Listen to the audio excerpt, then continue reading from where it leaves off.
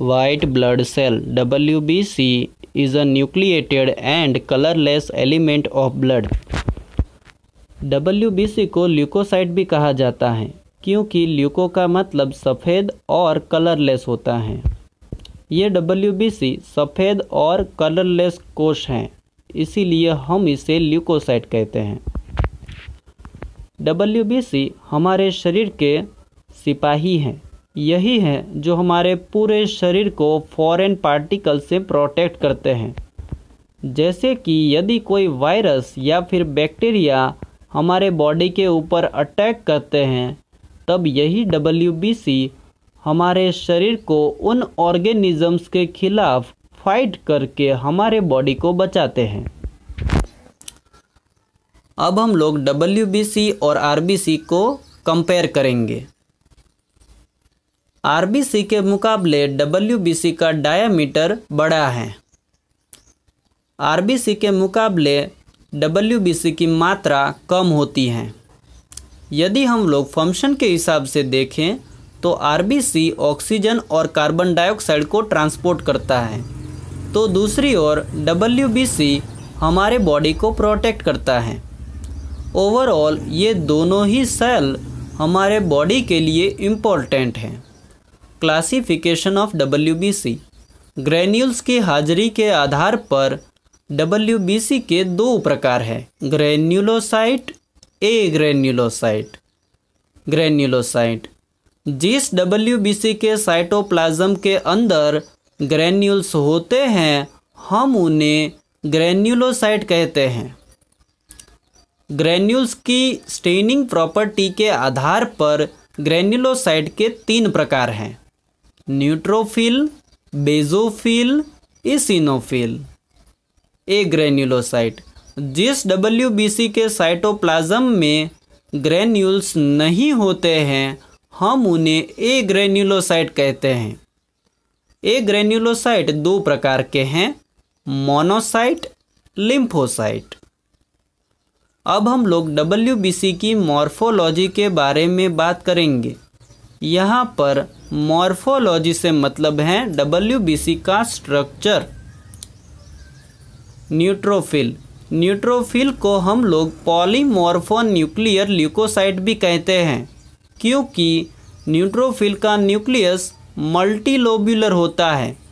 ये करीबन 1 से लेकर 6 लोब दिखाता है। न्यूट्रोफिल का ग्रैन्यूल्स एसिडिक और बेसिक दोनों ही स्टेन दिखाता है। इसका डायमीटर करीबन 10 to 12 mu होता है। ये अमीबिक और फेगोसाइटिक नेचर में होता है। ये करीबन 2 से लेकर 5 दिन तक जिंदा रह सकता है। इसिनोफिल, इसिनोफिल बायलोब्यूलर स्पेक्टिकल शेप में होता है। इसका ग्रैन्यूल एसिडिक नेचर दिखाता है। इसिनोफिल का डायमीटर करीबन 10 to 14 mu होता है। ये करीबन 7 से लेकर 12 दिनों तक जिंदा रह सकता है। बेजोफिल, बेजोफिल का ग्रैन्यूल्स बेसिक नेचर में होता है। ये बायलोब्यूलर और ट्राइलोब्यूलर होता है, मतलब कि बेजोफिल का न्यूक्लियस कभी कभी 2 लोब में दिखाई देता है तो कभी कभी 3 लोब में। बेजोफिल का डायमीटर करीबन 12 to 15 mu होता है, 7 to 8 mu होता है। बेजोफिल की लाइफ स्पैन करीबन 12 से लेकर 15 दिन तक होती है।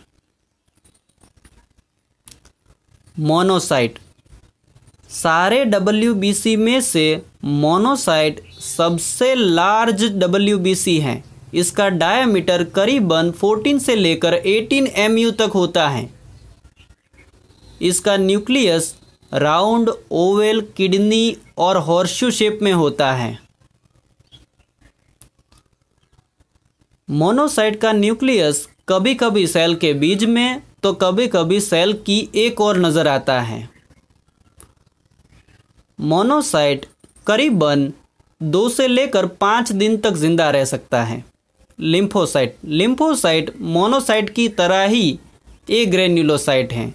जिसके साइटोप्लाज्म में ग्रेन्यूल्स नहीं होते हैं। लिम्फोसाइट दो प्रकार के हैं, smaller lymphocyte, larger lymphocyte. Larger lymphocyte इसका डायामीटर करीबन 8 to लेकर 10 mu तक होता है।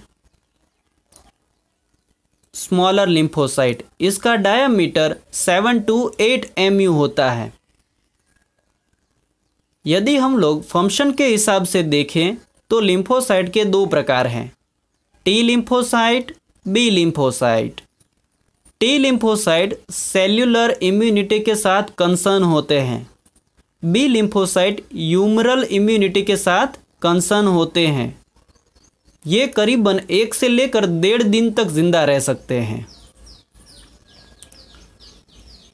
अब हम लोग WBC की नॉर्मल मात्रा के बारे में बात करेंगे। तो एक नॉर्मल हेल्थी यंग एडल्ट में WBC की मात्रा करीबन 4000 से लेकर 11000 पर कूलम्ब ऑफ ब्लड होती हैं। ये आंकड़े अलग अलग सिचुएशन में अलग अलग भी हो सकते हैं, जैसे कि बच्चों में WBC की मात्रा बड़ों के मुकाबले ज़्यादा होती है, करीबन 25,000 कूलम्ब पर ब्लड WBC बच्चों में पाए जाते हैं। दूसरा है सेक्स, फीमेल में मेल के मुकाबले WBC थोड़े से कम होते हैं। तीसरा है मॉर्निंग में WBC की मात्रा कम नज़र आती है और आफ्टरनून में WBC की मात्रा सबसे ज़्यादा होती है।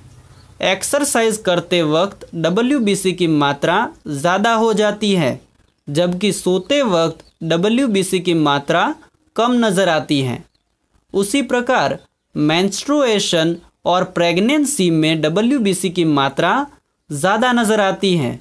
पार्टूरेशन यानी कि चाइल्ड बर्थ के दौरान मदर के WBC बढ़ जाते हैं। WBC के बढ़ जाने की प्रोसेस को ल्यूकोसाइटोसिस कहा जाता है और WBC के कम हो जाने की प्रोसेस को ल्यूकोपीनिया कहा जाता है। ल्यूकोपीनिया डिजीज़ के दौरान ही यूज़ होता है। नॉर्मल कंडीशन में जब कभी WBC कम हो जाता है हम उन्हें ल्यूकोपीनिया कभी भी नहीं कहते। पैथोलॉजिकल वेरिएशंस मतलब कि कौन कौन से ऐसे डिजीज़ हैं जिसमें WBC के काउंट्स बढ़ जाते हैं। Infection, allergy, TB, glandular fever, ये सारी सिचुएशन में WBC के काउंट्स बढ़ जाते हैं। अब हम लोग ऐसे डिजीज़ के बारे में बात करेंगे जिन डिजीज़ में WBC के काउंट्स कम हो जाते हैं। Anaphylactic shock, liver disease, spleen disorder, typhoid, paratyphoid, ये एक ऐसे डिजीज़ हैं जिसमें WBC की मात्रा कम हो जाती हैं। अब हम लोग WBC की प्रॉपर्टी के बारे में बात करेंगे।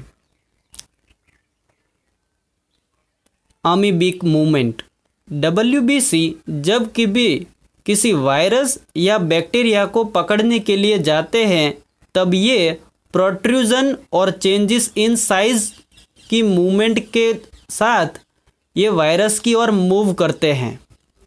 जब कभी वायरस या बैक्टीरिया के खिलाफ फाइट करनी होती है तब ये अपने साइटोप्लाज्म में प्रोट्रूजन दिखाकर एक जगह से दूसरी जगह की ओर जाते हैं।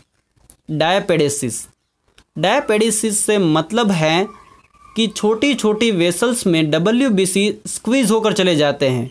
WBC की स्क्वीज होने की प्रॉपर्टी को डायपेडेसिस कहा जाता है। नंबर 3, कीमोटैक्सिस, जब कभी हमें इन्फेक्शन होता है या किसी ट्रॉमा की वजह से सेल डिस्ट्रक्शन होता है, जो भी सेल डाई हो रहा है वो कुछ केमिकल रिलीज करता है और ये WBC उन केमिकल के प्रति आकर्षित होते हैं और उन जगह पर पहुंच जाते हैं। यही WBC का केमिकल के प्रति आकर्षण कीमोटैक्सिस कहा जाता है। फैगोसाइटोसिस। WBC वायरस और बैक्टीरिया अपने अंदर निगल जाते हैं और लाइसोसोम उसको डिस्ट्रॉय कर देता है। इसी प्रक्रिया को फैगोसाइटोसिस कहा जाता है। तो ये सारी बातें WBC के बारे में थी।